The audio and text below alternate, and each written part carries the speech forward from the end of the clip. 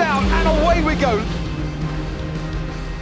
Welcome back, everybody, to Formula One True North, the Canadian Formula One podcast. My name is Drew, and I'm here with the boys. We got Thomas and we got Ed.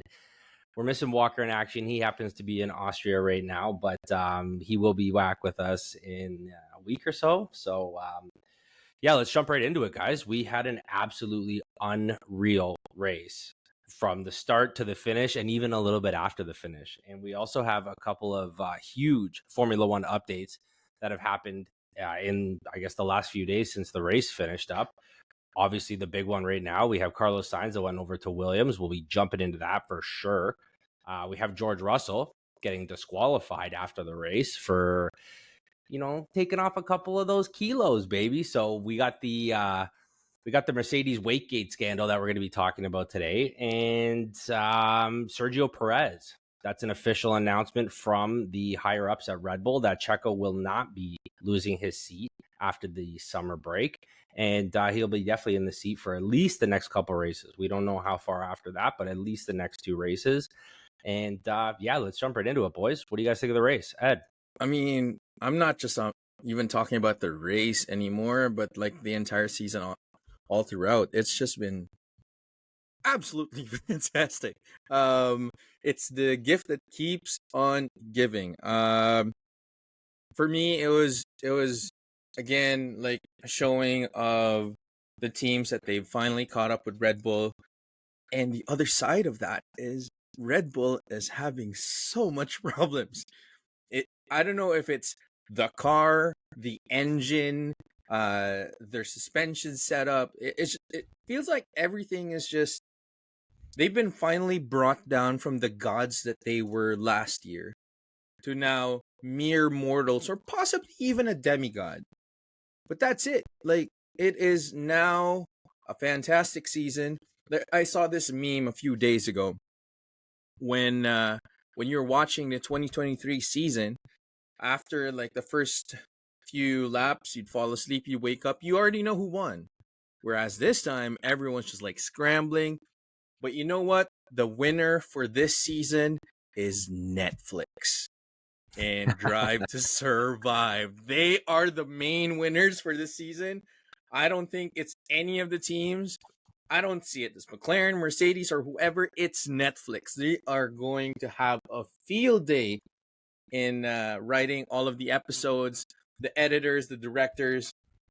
It's just like Liberty Media must be so happy right now because next year they're going to be swimming in doubloons, or they'd be swimming in gold bars, diamonds. Mr. Scrooge has nothing on them. But yeah, definitely like a fantastic season. A good way to end before the summer break, and looking forward to lots of changes, and we'll get to that later in the episode. But I don't want to take too much of it. Thomas, I know you're about to say a lot of things, and I'm so excited what you want to say about this. And he's not in Lithuania, ladies and gentlemen. He is clear. We can hear him loud and clear. We can see him loud and clear. Take it away, Thomas. Cool. Yeah, nice to be back. First of all, definitely missed home. In regards to the races in F1, holy cow, man. The last three races, I was hoping for interesting, fun races. And lo and behold, especially the last three, wow. I think, this race alone was like first place switched like 6 or 7 times. It was so many different strategies playing around. It really kept you on your feet, guessing who's gonna win. And to Ed's point, Red Bull's been brought down. They're just not performing anymore, which made the races so much more interesting to watch compared to even beginning of the season or even last year. So I'm super excited about that. It's nice to see different podium winners, McLaren, Mercedes, hoping to see maybe Ferrari up there as well soon enough. Super excited. Again, to Ed's point, the real winner is going to be Drive to Survive. Liberty Media is also probably killing it just because they couldn't have hoped for a better result. What's happening right now? In regards to Red Bull, I'm not even gonna get started because there's such a shitstorm going on there, and who knows where they're gonna end up with. McLaren is on fire in a roll. I hope they continue, advancing and getting those podium place. The same with Mercedes, hoping to see Ferrari on there as well. Um, and the couple changes that we had, what we're gonna talk about. I really want to get to that. And yeah, perfect ending before the summer break. That's all I hoped for, and I got that. So now looking forward to after the summer. I think the real winner here are the fans. Like F1 fans have something to be super excited Yes. about. And you guys are both right. Drive to Survive, man, do they have a storyline? It's going to be unreal. I'm looking forward to the season already. But I think that the real true fans, both the purists and some of the new Drive to Survive fans, they're all going to be super pumped about this season. It's been fantastic. And, like you said, Ed, it could not have been a better way to end off before the summer break. But let's talk about more specifically this past race, right? Like, George Russell was being touted in the last few laps as the tire whisperer, right? Like he got that one-stop strategy absolutely on point, only to have it stolen away, stripped away from him afterwards because he was 1.5 kilos underweight. So I guess from my understanding of how this all went down was that he came in exactly at weight, but as soon as they took out the fuel to sample it and test the fuel, that's when they found out that he was actually underweight. Total Wolf jumped on right away and said, this is on me. This is a Mercedes gross miscalculation. He apologizes. He said it wasn't intentional. Do you guys think that had a lot to do with that 1.5 kilos was what allowed him to do that one-stop strategy? Because then you have someone like Fernando Alonso, who also pulled off the one-stop strategy and managed to find his way to 8th, obviously after this qualification. But, that one-stop strategy was possible in a big way. So do you guys think that was the only thing that allowed George to win? Would he have won had he had that extra kilo and a half on him?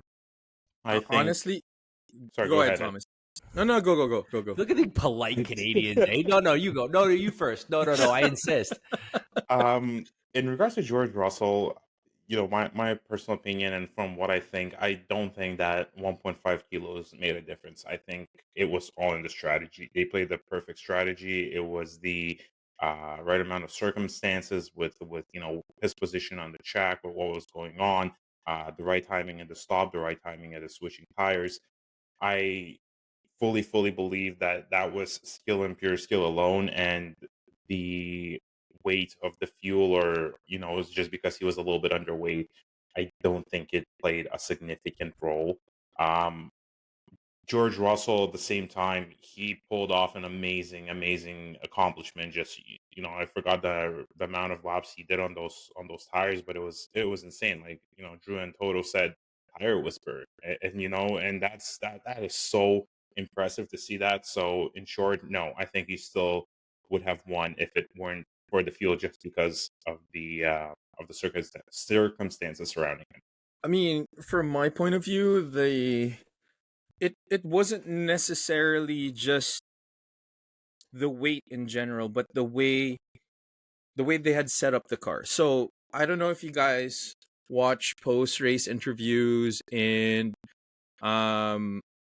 even the post race interview from Gunther Steiner with the 3 podium winners. Russell said that on Friday, when they felt like the car was dead in the water, they wanted to make some changes. And I think one of the key changes there is they had changed the floor, and the extra fins that they had.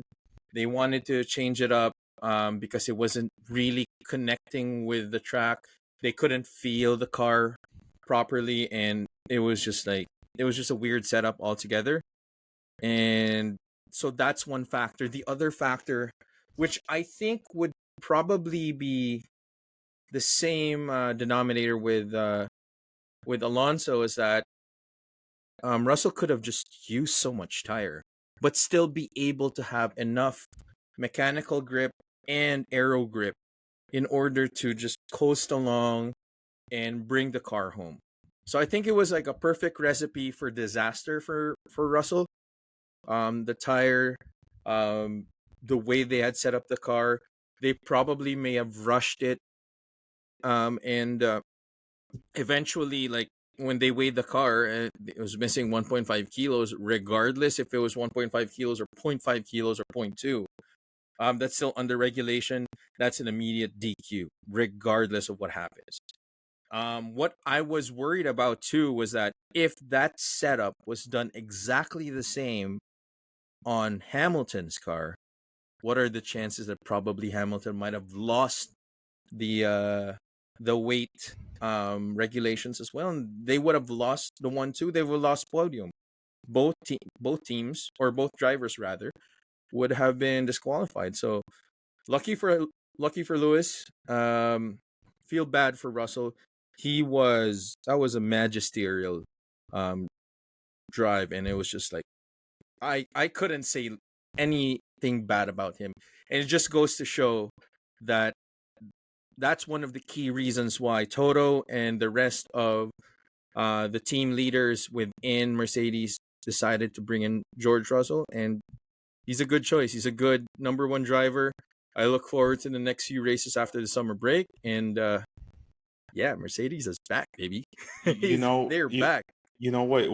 Just kind of add to Ed's point. I'm not a super huge fan of Russell, but man, when he got disqualified, I felt that. Like I thought he did such an amazing race. He performed so well, and he put his guts out there, and he tried so hard, and he got podium, and only to say, "Sorry, bud, not enough weight, not enough fuel. You're out." And that was gut wrenching for me. And I mean, it is what it is, as Ed said. Rules, regulations can't change it. So yeah, that's it. Well, Ed, now that you mentioned Lewis Hamilton, I think it's a great time to bring him up. But like, he had an amazing race, right? Like Lewis, despite whatever happened, with George, Lewis Hamilton is now the only other driver besides Max Verstappen to win multiple races this season. So do you guys think that Lewis Hamilton's back? Like, do you think that, him paired with this Mercedes in its new form, like, do you think there's a resurgence going on for Mercedes? He got a taste of a win. I think like that's kind of what it is, and it's the same thing too with the McLaren boys. They both have tasted a win, and now they want more. And we all know that Lewis Hamilton is a winner, and once he tasted it, when he has confidence in the car again, he's back. He's back to win. He's back to compete, and I just hope he didn't make a mistake moving into the Ferraris for next year.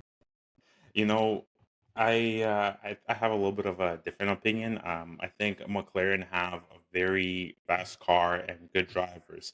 With Mercedes, there's no doubt that Lewis is an amazing, phenomenal driver. I have to see, me personally, I have to see another, at least a couple of races and see if this was lucky or if Mercedes actually got their shit together and gave him a car. Obviously, what Ed said, yeah, he got a taste of the way, his confidence probably shot up through the roof. He wants to perform. So to me, I still not sure. I think, next couple of races are gonna paint a better picture. You know what? Let's roll with that, because you mentioned McLaren and them actually having what you think is a faster car, and you know what, I have to agree. I think that Mercedes isn't there yet. I think their strategy pulled through, and I think the McLaren drivers made a couple of mistakes that I think cost them the race. When Piastri overshot that second pit stop, and that cost him 4.5 seconds, which was probably what two and a bit over what it should have. That cost him. Like, he would have been right up Hamilton's butt if you looked at that last straight. Like, they were all within 0.6 seconds of each other at that final straight going over the checkered flag. And then you have someone like Lando Norris, who's an absolutely fantastic driver, but for some reason he just cannot seem to get his confidence together on starts.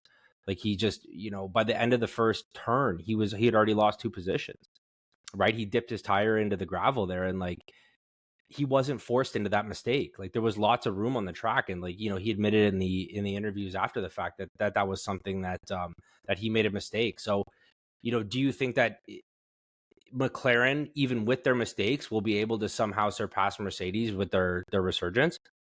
I think they can. I honestly think they can, because with McLaren, they've won a few races. Few being one for Norris and one for Piastri, and then they have a bunch of pole positions. I think this would be now, after the summer break, not be new territory for them anymore. They would have the confidence. They would be able to internalize, okay, this is what I need to do. This is what I did for Miami. This is what I did for the next few races after that for Lando. And then for Piastri, just like being as consistent as he can be. And I'm not going to say that there was an asterisk for his win, but he still drove that car to the limit. And I think after the summer break, there will be a resurgence of the McLaren boys. And I believe that Andrea Stello is also going to kind of crack the whip on strategy and also the engineers as well. And that's why this break is fantastic.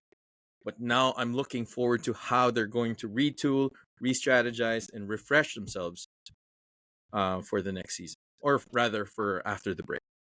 So, yeah, I'm basically with that on that. I think even with the mistakes that McLaren did this race especially, I think overall they're just a faster car. They're gonna have the lead over Mercedes and gonna perform better.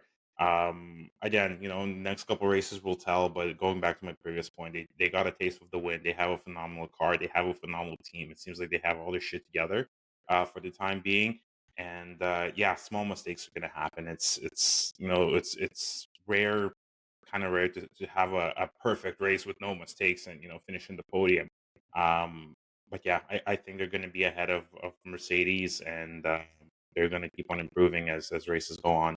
All right, so while we're bringing up the big four teams right now, obviously you have Red Bull, Mercedes, McLaren, and Ferrari. We've talked a little bit about McLaren and Mercedes at this point. Let's jump into Ferrari, because I would love to get your take on kind of the turnaround that Ferrari had this weekend. Obviously, with Leclerc on pole position, pulling out absolute menacing lap to get that pole position, I thought was fantastic. Do you think that there's an opportunity for them to keep going with their trajectory that they're on right now? I think yes, because I think now they finally figured out the best, or not even the best, but probably the most competitive setup that they could do on their car. Because like we've been talking about this since Spain, and in Barcelona rather, that they've been trying to figure out what setup to do. Would they do the Imola setup? Would they do the Barcelona setup? And then once they went through to Austria, they went to Belgium. It just didn't make sense. They went to Silverstone. It was like, that's another race all to itself. But I think now with the pace that they brought in Spa, I think they finally figured out what would work best for their cars. Because the next few races, Zandvoort and Monza, both which are very fast tracks as well, specifically Monza, I think there will be a comeback. And they finally have pace, and super excited again. I mean, I can't say enough about after the summer break that summer break couldn't end sooner, because I want to get back into it. I want to see the races again. So yeah, I think they're back. I think they just have to continue their momentum. Try their setup a little bit more, and looking forward to it. For the sake of Ferrari, I hope so. I really do. But I'm gonna stick to my traditional answer, and again, I'm gonna wait till a couple more races to really really tell, because uh, you know I'm still under the impression is part of it they got lucky the way they performed. Part of it, yeah, they had the right setup on the car, but I'm really really afraid and scared for them that they're gonna drop off again and make stupid calls or do some sort of modification on their car or just a setup, and they're gonna start falling back. Just kind of like we had with Aston Martin. They started on relatively strong, and then they kind of started going down, and now they're like lucky to finish in the points. So for the sake of Ferrari, I hope they can stay in the top part of top four teams. And like I said, I want to see them on the podium. I want to see them fighting for the podium for the wins. couple more races to really make up my mind. That's fair. I think that I think Ferrari has an opportunity now to kind of keep that momentum going. I don't know if that's going to be the reality because, like you said, Thomas, like, you know, this could be an outlier because Ferrari at the beginning of the season looked hot. Like they looked like they were going to be the competition for Red Bull during the first 5 races. And that has just been slowly going downhill as McLaren's, jumped up. And I would argue of the top 4 teams, I think Mercedes has passed Ferrari in terms of being the 3rd fastest team. Like I think, McLaren, Red Bull depends on the track of which car is faster. I would even argue that McLaren probably has the fastest car than Red Bull. I think Mercedes is ahead of Ferrari at this point, which is something at the beginning of the season I would have never thought was going to happen in this season at all. And now I see them kind of dropping back a little bit. I can't imagine anyone else catching up. Like, I don't think Aston Martin's in a position to be catching Ferrari. Like, I think that gap's too far gone at this point. But now that we've talked about all the winners from Spa-Francorchamps, let's rip into some of the losers. And I think the biggest loser is probably Checo at this point. Let's get into Checo. Obviously, he has a Red Bull car. He is not driving that car in any sort of fashion that he should be, because you have somebody like Max Verstappen starting 11th, and he got what, 4th place, I think, with the DQ. And Checo went from 2nd on the grid, 1st row, down to 8th place. That's not a good look. That is not a good look. And it is still blowing my mind because a couple episodes we titled it, Why Checo's Going to Lose His Seat Before the Summer Break. And unfortunately, we all have to put our foot in all of our mouths because he still has a, I didn't say his that. head. He's shaking his head. I didn't say that. Oh, I said he was going to keep the seat. You were the biggest Checo hater in the world. You thought he was going to. I was. But remember, I said this at that episode. I am going to stand my ground and say that Checo is going to keep the seat. Well, look at me now. Well, please elaborate. Enlighten us of why you thought that was going to happen. And you know what? Fortunately for this case, you are right, but that doesn't happen very often. So Ed, take this W and explain to us why you think Checo still manages to have a seat. It's the money, dude. It's the business. And no one is going to want to rock Max Verstappen right now. I said this at the start of the season. Max wants to have just like a good baseline, be able to compete and be happy and win. That's not happening right now. And if you add another like Ricardo or Liam Lawson, Yuki Tsunoda, or whoever else to be on the next seat to Max Verstappen, not only is it going to drive more problems for Red Bull, but that, again, knock wood, touch wood, or whatever, that might even drive Max Verstappen out of that Red Bull seat. So that's the driver's side. But the other side of it too is the business, the amount of money that Checo brings into that team. They need it now more than ever because they are losing. They have already lost Adrian Newey. They need to set up and build a car for the new regulations. And if they don't have that backing, because they're also going to build their own powertrain as well, yeah, there's so many problems that could arise from just like, losing that cash cow, which is Checo. So yeah, it's definitely like I called it. I stuck to my guns and I was right. So yeah, I'm gonna take that W. But having only a 1-horse race is not doing them any justice. Like Checo not scoring points is threatening their Constructors' Championship. Like based on this exact trajectory over the last few races, like McLaren has been chipping away. And when you have Max Verstappen not consistently getting a 1st place and those 2 McLarens on the podium, they're going to well surpass Red Bull for that top seed in the Constructors' Championship. And that's going to lose them more money than Checo would ever bring in for next year. First of all, when Red Bull ended up keeping Checo, I was shocked. I same as you, Drew, I thought he is out. Gonzo, GG, And then I see the news that they're keeping him, and first thing into my mind, first thought is like, why? He's not performing. Max is essentially, trying to get all the wins, just as you, Drew, said. Checo is threatening Red Bull's constructors and title. why keep him?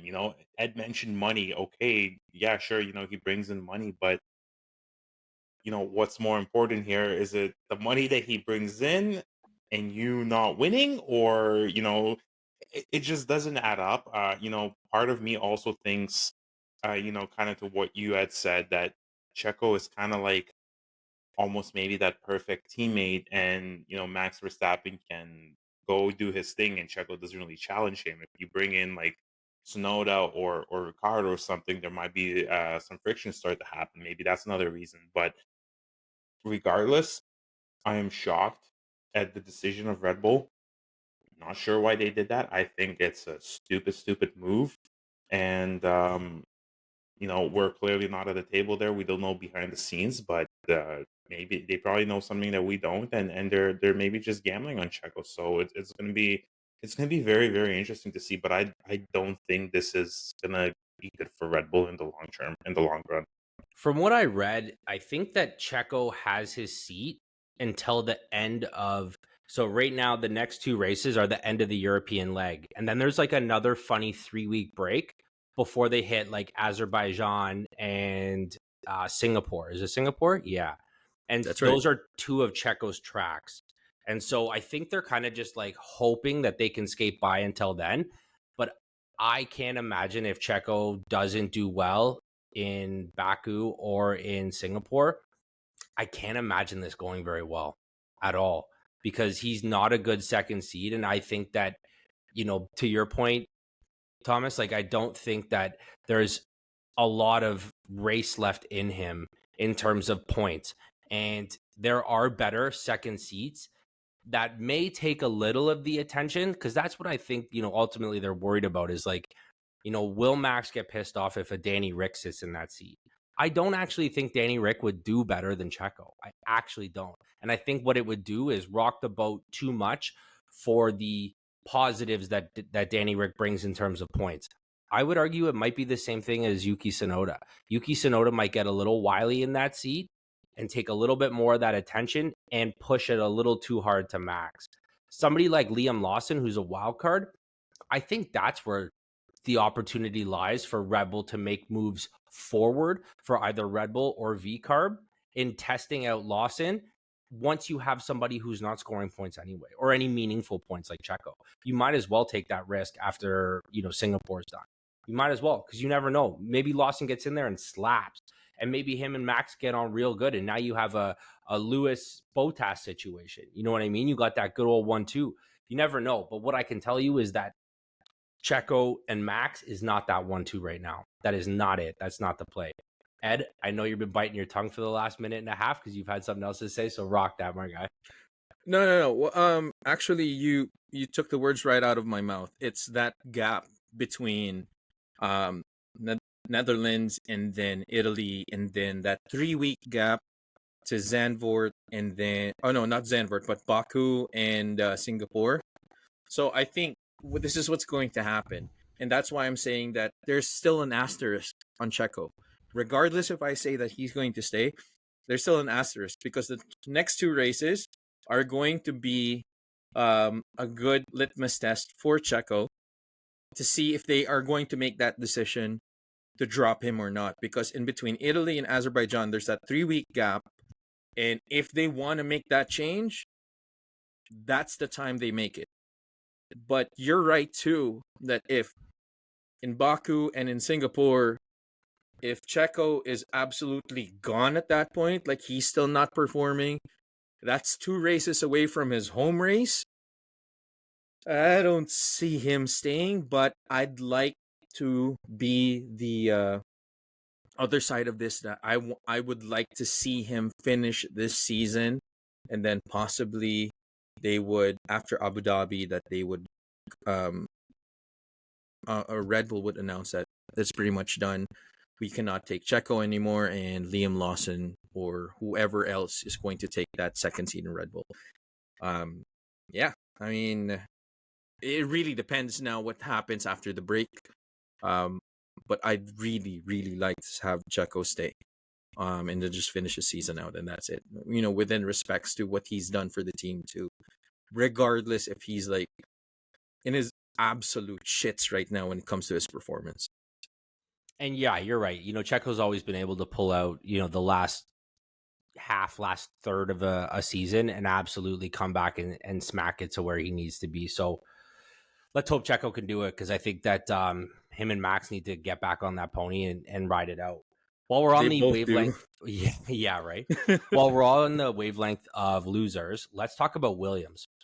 Unfortunately, Williams has been struggling in a big way, right? When you got Albon in P12, like, do you think that Williams has what it takes to close that gap to some of their mid-pack rivals? Because like now they're against Haas and I would argue Aston Martin at this point for some of those mid-pack points. I think that they're all probably on par with Alpine at this point, which is wild for a works team.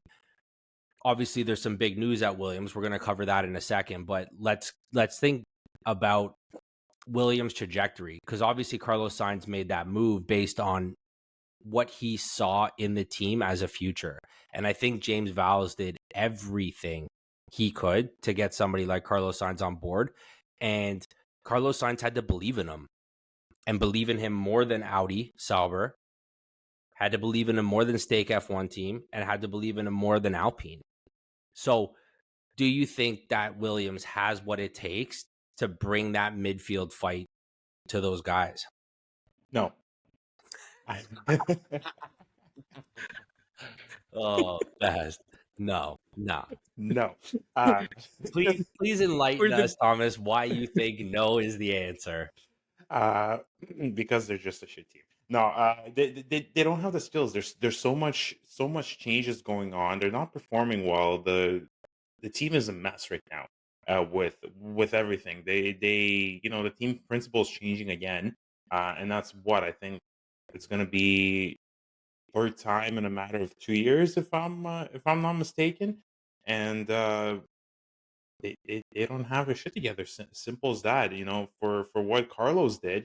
Not sure if you guys know this, but from what I read, he didn't join Williams because he really believes in them or there's a future for him. No, he joined because of flexibility. So if a better seat opens up in 26, 27 going forward, he has the option to GTFO out of Williams and go for the top team. But without, going to that point, they just can't perform. They don't have a solid foundation. They don't have a solid base, and it seems they're all over the place. I don't know how much more I can get into this, but that's what I'm basing it off to. Do you like James Vowles at all? Because I like that guy. I like that guy. You know what? At first, I kind of thought like, man, this guy looks like a little bit of a dick. But the more I watch the races, like, yeah, he has structure. Like, I do like him as a person, and which was also a little bit shocking to me that if he's leaving or he got fired, whatever the reason is, he's leaving, and it was just shocking. I thought he was doing a pretty decent job. James Vowles isn't going anywhere. You're probably thinking of Alpine. You're thinking of Alpine. Bruno Faman. Yes. Yeah, I'm thinking of Alpine. Yes. No, James Vowles is not going anywhere. He studied under Toto Wolff, so he has that Mercedes militant structure, and so he's now taken everything he's learned from Toto and he's gone over to Williams with that and is absolutely executing, in my opinion, far surpassing anything that Williams have been putting together in the last few years. And I think that going forward, people have to buy into him. Right? Like, it's not just like what Williams is doing now, because like turning around a Formula One team is like a 5-10 year plan. And so like you have to buy into where you think his vision's taking the team and believe in that. And I think that's what's been able to get somebody like Albon to stick around, like Carlos Sainz, just even if just for a year. Like to have him say yes over some of these other options that he had, he's definitely a guy to look at. And I totally agree. To answer your question too, Drew, like are they going to do something this year? No. Why? Because James Vowles is still dealing with the aftermath of his predecessor, and trying to fix everything. And just like Fred Vasseur, he's probably not as a dictator, or not dictator is not the right word, but not as cutthroat as Fred Vasseur, but he is getting everyone into a team, and he's creating that environment that Toto Wolff created in Mercedes, and that's why Alex Albon, who could have like gone to another team, could have gone to Mercedes because it's almost exactly the same feel and environment because of James Vowles. He stayed because he said that I see my future in this team. And I believe the same way Carlos Sainz got so, like, I guess he was convinced to move to another team because he was just burned by, his other team principal, which is Fred Vasseur. Like, they, out of nowhere, okay, you don't have a seat anymore. Thanks, bye, see you later. So, all points considered, yes, it's a good move. But definitely for this year, the Williams team, yeah, they're not really competing. Albon keeps on saying that the car is too heavy. They have pace, but all of their upgrades should probably be just like Ferrari. They're trying to figure out what would be the best setup for this car in order for it to perform. But for now, I'm probably looking more to next year with a better team, better two drivers, both race winners, possible new setup, and then looking forward to 2026 and see how that runs. But for now, it's just going to be whatever they can do for the races. I agree with you wholeheartedly on everything you just said. I think that kind of nailed it. Let's jump into our mailbox box segment. We have our boy Derek. Shout out to our boy Derek coming in, and he says, "Oh, Alpine. Yes, this one is about the Alpine brand, and they are considering taking a Mercedes power unit come 2026." So I'm going to put it to you guys. Do you think that a team like Alpine, who is a works team, is going to take any sort of credibility hit? Or do you think it's an ego slap that they're going to be moving to Mercedes in 2026 or attempting to move into Mercedes? Or do you think it's because of, the talk around the paddock saying that Mercedes has this new engine reg figured out? Do you think they're trying to get ahead of the curve? Or do you think that they're just, we can't compete at this point because our engine's not where it needs to be? Or do you think it's because of the head start that Mercedes has for the new regs? I would say it's probably a little bit of both. But the underlying factor that no one really sees is, remember, earlier this season, they started shopping around for other sponsors, for other investors. Sounds like they don't have money. Sounds like they have financial problems. And one of the key reasons why they are considering Mercedes is what you just said. The engine looks like they figured it out. The setup looks like they figured it out. And with their new investors, like, that boxer Anthony Joshua and the actor Ryan Reynolds. Yeah, and that's why we have Wolverine in Spa as their livery. I think at this point they're now hedging their bets, and they want to see a winning team with the new investors, kind of like pushing their wallets a little bit. And yeah, we want to see a winner. We want to compete. We didn't invest in this team to have, like, the most lackluster. Actually, they're not anymore. It's actually Steak Sauber right now. That's just like, oh my god. But yeah, I think that's one of the key reasons why they're just looking to kind of like boost their investment and kind of let the team know, hey, even if it kind of looks bad that we're a works team, but we're not running our own engines. But if that's what it takes to kind of like start the ball rolling in terms of having a feel of a win, I think that's the only way to go at this point. So I think again, I'm kind of with that at this one. I think time will tell. It's too early. Right now, going to my previous point, on Alpine, it's such a cluster, and they don't. It seems like almost they're just kind of like throwing everything at it and hoping for it to work, which is not working. They're not competing. With in regards to the Mercedes power unit, it's I don't know how I feel about that because, like you said, Drew, it's a works team, and correct me if I'm wrong. I think they're using a Renault engine right now, right? So Alpine being essentially kind of French, using French engine, and going to Mercedes. That's kind of contradicting. I don't know how I personally feel about that. I don't know, um, how it looks on them as a team. It's almost kind of like a little bit of a backstab in my eyes. Um, do I think it's a good idea? Possibly. They need to do something right now, and they need to win, and they need to perform, which they're not doing this at the time being. So whenever they decide, either sticking with Renault engines or going with Mercedes, it has to work out with them. And there's pluses and minuses in both sides.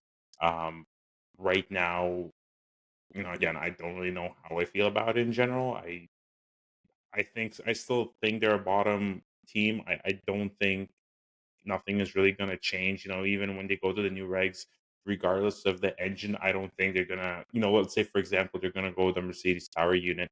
I don't think we're gonna see the effect right away. It's gonna take at least 2 to 3 races. So and that might be amazing, or that might be very, very not performing very well. So yeah, I don't know. Time will tell. It would be my answer. Well, I don't think they're going to be going for the engine now. The engine's not going to be until the 2026 season, right? So it's like, Yeah, even if they do get a Mercedes power unit, what does that mean for the rest of their car? Because if their weight's not figured out, their aero's not figured out, everything else, like their chassis and all that stuff isn't figured out, you can have the best engine in the world. If you're putting it on a soapbox, it's not really going to help you, right? So ultimately, and we got to think too, because now you have Mercedes, you have McLaren, and right now Aston Martin's all running that Merc engine. Aston Martin's going to be going with the Honda engine in 2026. So even if you do put Alpine on that list, you're only going to have the three constructors. So I think having a fourth would kind of shift the weight a little bit, and I don't think it'd be distributed evenly enough amongst the teams. So yeah, I don't know. I can't see it happening. I can't see that decision being made and set in stone before the end of this year, likely in the end of 2025. If I was Alpine, I would wait until the last minute to make that decision, until you've seen the proof in that pudding, right? Like that sauce has to be perfect before I'd be making that decision. But yeah, so thanks, Derek. That's the mailbox box for this week. If you guys want to drop a note or a question or anything you want us to discuss on the podcast, jump over to the Discord. The link will be in the show notes. We got Instagram, TikTok, YouTube. You got to check out the YouTube. It's popping right now, which is fantastic. Appreciate all the support from everybody. I think that's it, man. Are we going to wrap this up or what? Hell yeah, boys. That was a good... Thomas, it's nice having you back on home soil, buddy. I can see your face. You're not delayed. This is fantastic. Nice to be back. I'm gonna, when I come back, it's gonna be a nice upgrade as well with all my setup. So Hell hopefully, no more shitty internet connection, no more shitty mic, no more shitty webcam. Everything's gonna be just plus upgrade. Love it. That's it. Yeah, F1 welcome back, True buddy. North Welcome is back. absolutely making some upgrades. Obviously, more upgrades than Alpine's making, that's for sure. Yeah, for sure. Okay, that's it for now.